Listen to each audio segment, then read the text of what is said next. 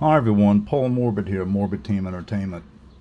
So if you're considering getting into low budget filmmaking, and you're going to start out with a Super 8 camera, we're going to go through cameras you could avoid. And it could possibly be this Bell and Howell Super 8.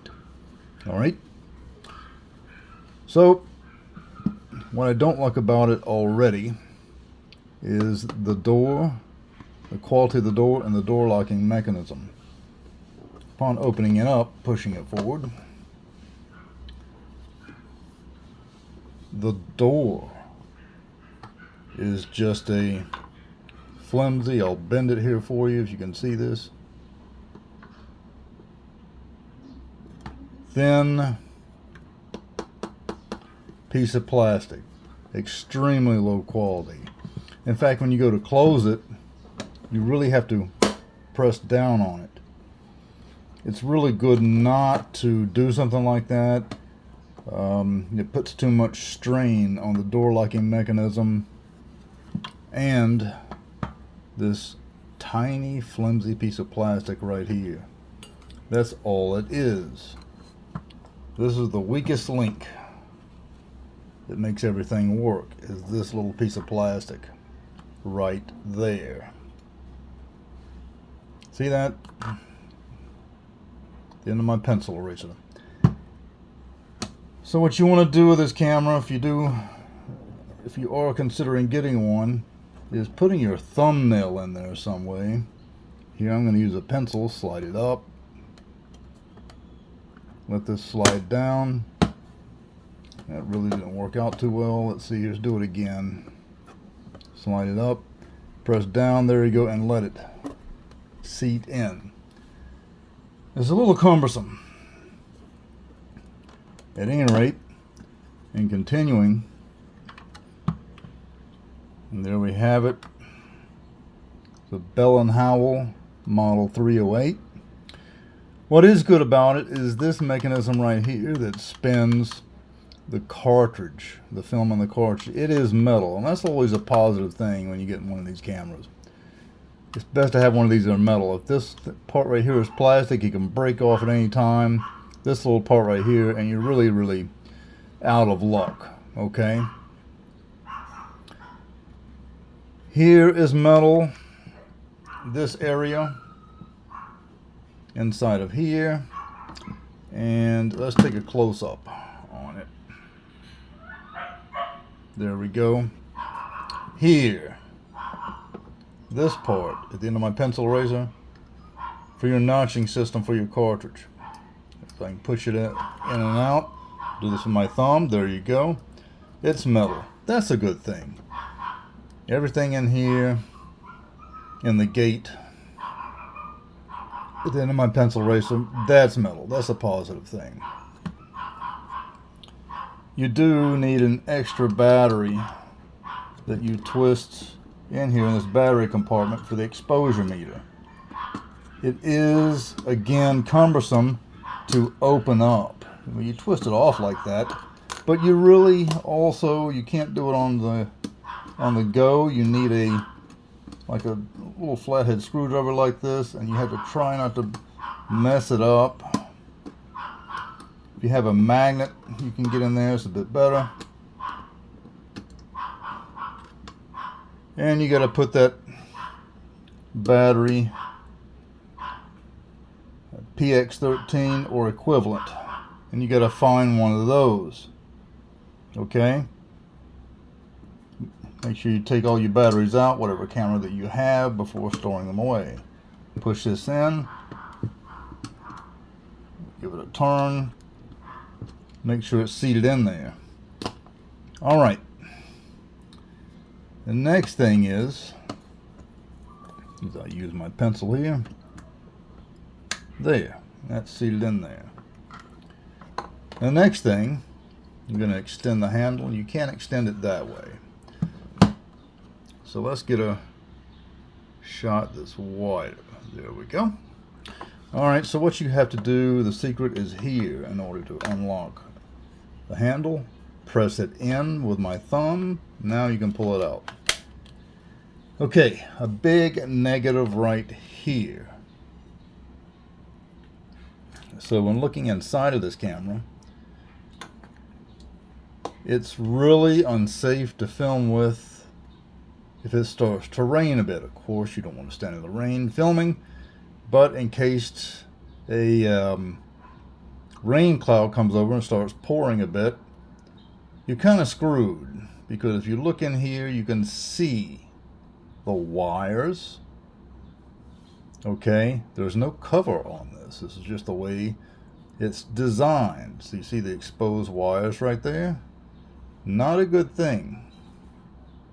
Okay, the soldering right there is just a real negative. It's designed so that as you press and put the handle down, okay, then this part here is made for that. There are other cameras that have this protected in there, and it's covered. It's completely concealed inside the handle. All right, such as the Fujica models, but that's the single 8. And there's several models that do protect the camera workings, the wirings and such, from the elements. This is the big negative. All right, so let's load this up with some batteries. Have to hold your fingers and thumb on this, give it a turn, and this piece right here is plastic of the battery compartment. You may not think that's such a thing, but this camera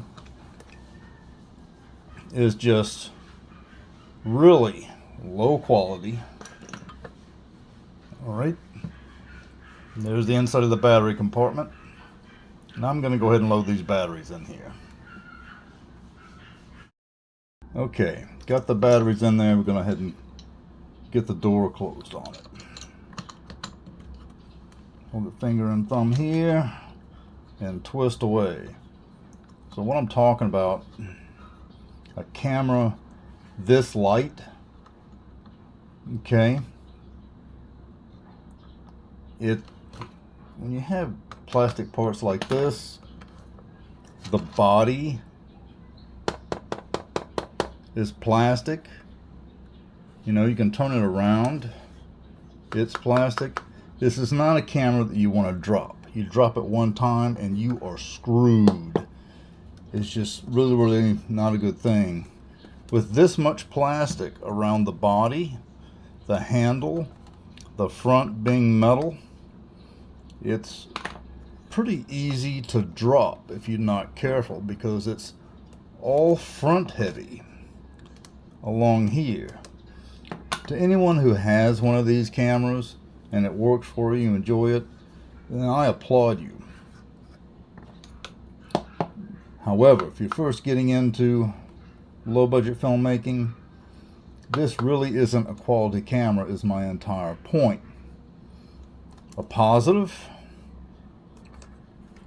it does have a hard plastic viewfinder and diopter right here, which is adjustable. You can turn it back and forth just like so. All right, to adjust it for your eyes. It is hard plastic, which is good, so you don't have a traditional rubber eye cup that's going to, deteriorate. So you don't have to get one of these new ones unless you want something that's more comfortable to apply to this for the eye. Okay. The run button is easily located by, as it reads run, up here is lock. And so those of you who don't know, you press it up, forward, and this way, you have your batteries in and you film inside. You press the button, the shutter button right here. It's going to keep it locked. And this is for in your travels, or if you're filming and you bump your camera and you don't want to waste any film, it's not going to let you. Press it down, of course, for the run, and it does its job. You can hear by the noisy motor, and that's fine. It's the way it was back in those days. As I remember, I'm old enough to remember that.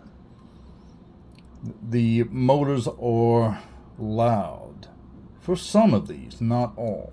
But it's due to this plastic body right here. You can hear, you can note as I tap my pencil on it, just low quality.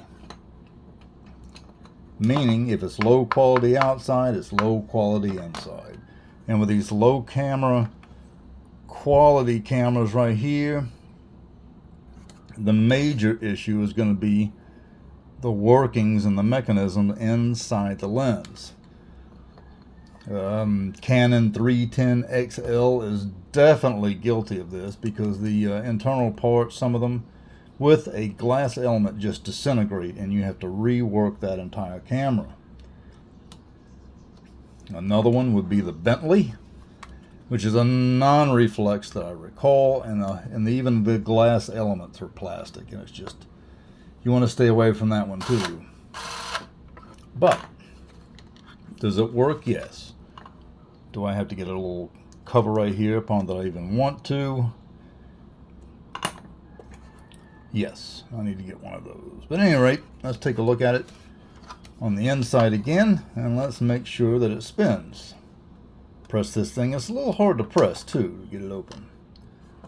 So as you can take a look at the little wheel right here that spins around and makes your film move inside the camera. Watch it spin.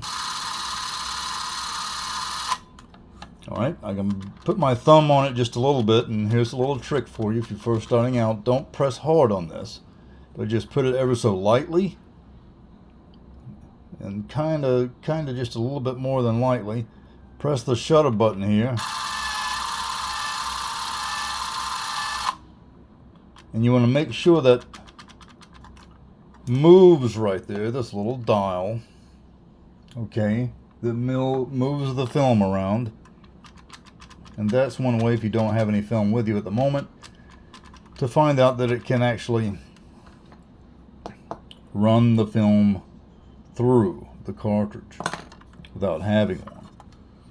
And it's always good to purchase an old cartridge of Super 8 film and use it as a tester. Alright, so we're going to close this up. I'll yet again use my pencil, slide this up, press this down from breaking that little piece of plastic off.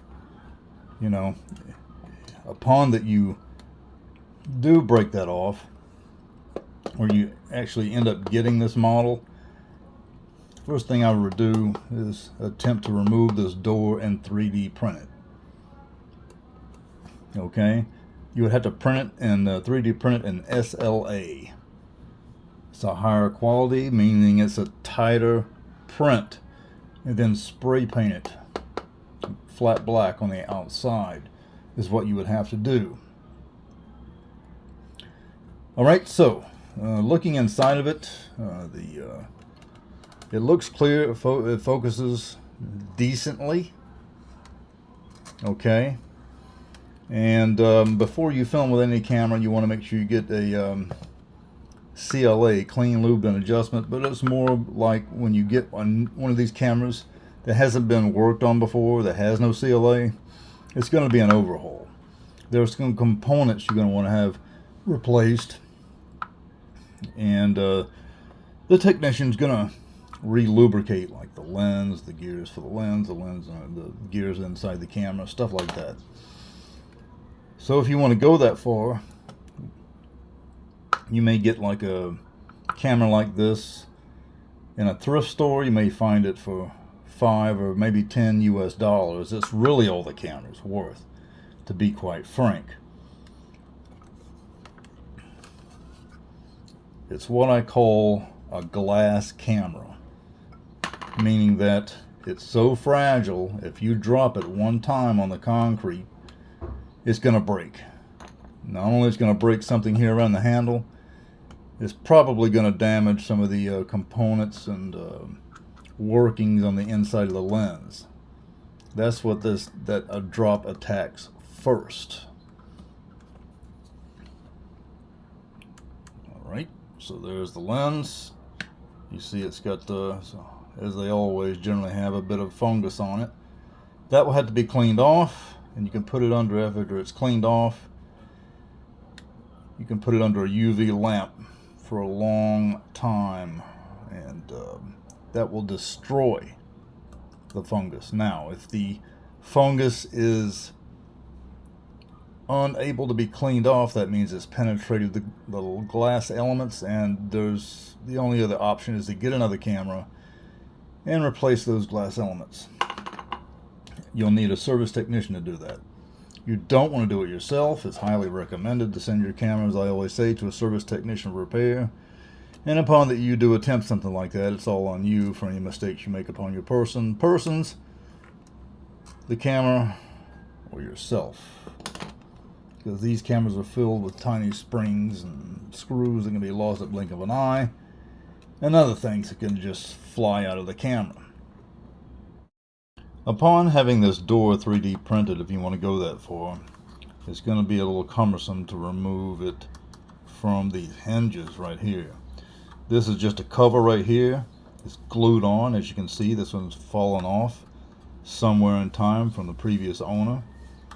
And here is where you would have to have a real issue removing that glue without breaking the door. The reason when you first get a camera in, you want to send it to a service technician before you film with it is because these old lubrications, they're gooey, they're like gum inside of there, and they're generally going to attack the lens in there. So if you get one of these cameras in, you find it's hard to focus and hard to turn that, you don't want to touch it anymore once you first find that. Just barely touch it. Don't force this, because the inner workings, a lot of these cheap cameras, these low quality cameras, the lens mechanisms inside generally are plastic, and when you push it like that, or you force it, you're going to snap it loose, and then you got a real problem. Okay, the only issue is if you pay $5 or $10 American dollars equivalent for a camera like this, to have it overhauled can be very expensive. On these cheap cameras, these you know, the big issue is in the battery compartment. At the end of my pencil eraser, you'll see that it's the battery contacts are just heated in there with a plastic. Okay, and that's a negative with these cheap cameras like this, you know, and this includes, of course, this model,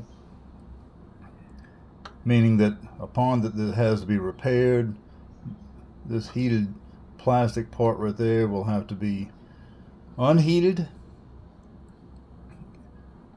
The metal will have to be, contact will have to be removed and cleaned up, and that type of a deal. So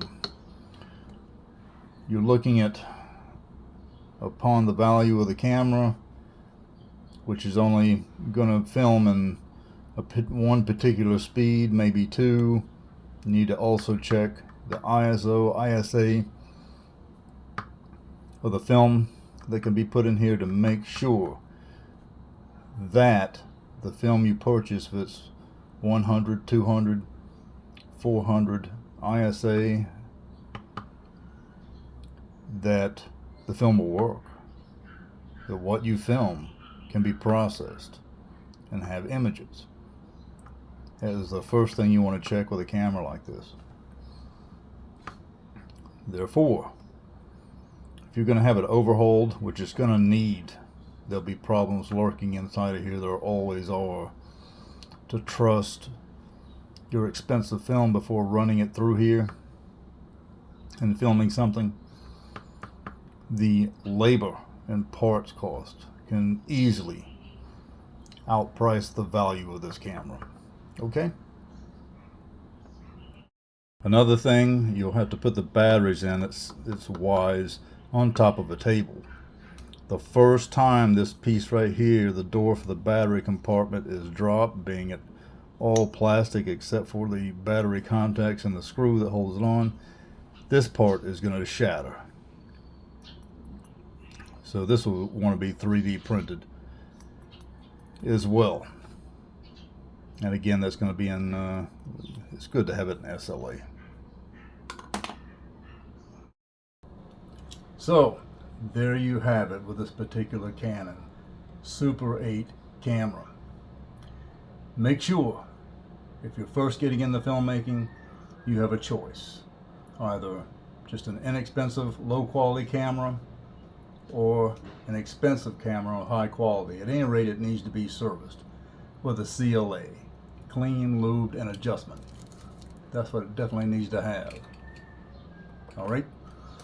If you find a choice like this is great for you, then I applaud you. I really do. But it really needs to be serviced, and if you're not too worried about that, the choice is yours. But I strongly suggest you don't service it yourself. There are components inside that need to be replaced, just to make sure and keep your film safe before running that pricey film inside of there. Alright? Do contact me at the social media outlets provided on the screen, and remember, as always, do subscribe. Until next time, later.